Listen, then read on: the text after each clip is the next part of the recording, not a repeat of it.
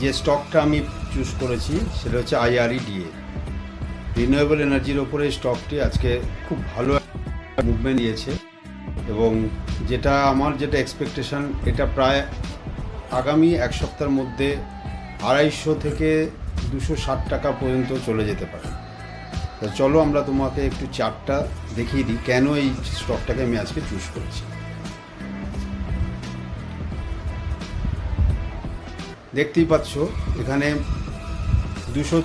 একটা বড় candle form করেছে আজকে ডেলি চার্টে এবং এর একটা রেজিস্ট্যান্স ছিল, সেই রেজিস্ট্যান্সটা ব্রেক করেছে এইখানটাতে।